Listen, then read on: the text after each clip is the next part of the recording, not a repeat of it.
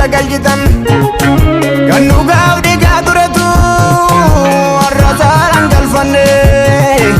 ati immoo bobbaafatte nagaa jira jettee keessi ishee boqonnaan arganne dubbiitu dubbii dalcha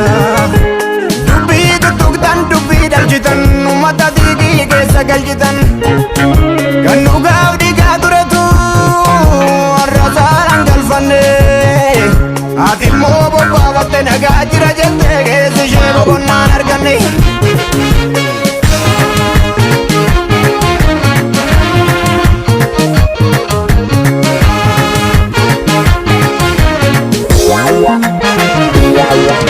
albeendina galeessa nu murte jooba dhiiga keenya hordofte arras nu biraan hafne aarsaa gootota fuuna rabbii namne akka deemsa yeetii silaa yoo nagaata dhuguu qabne omogoo wal malee firan qabnu of eege akkas irraafne qilleensi sobaa yoo bubbisu carraa argannaan kutaan si kukkutu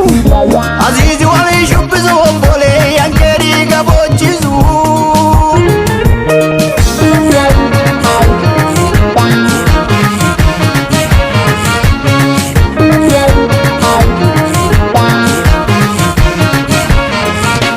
lallaba gowwaa firatu kana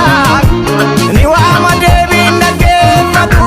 lallaba gowwaa firatu kana adda kutu deebiin dhaggeeffatu rakkisaan kaasu omogoo dadamma kirimaa gaangee kun naman baasu lakkisaan kaasu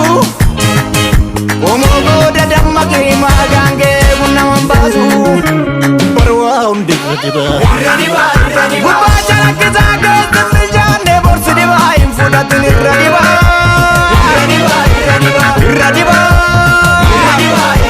borsi dhibaa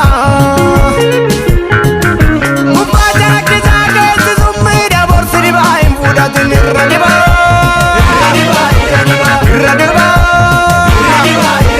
borsi dhibaa obsineerra obsineerra obsineerra obsineerra obsoorsa keessa darbee gabbara fakkaatu of eeggadhu galeessaa sotoo tuffattu kan teessumatti jibbite lafaa kaatee sitti sirbite obsineerra obsineerra obsineerra obsineerra obsoorsa keessa darbee gabbara fakkaatu of eeggadhu galeessaa sotoo tuffattu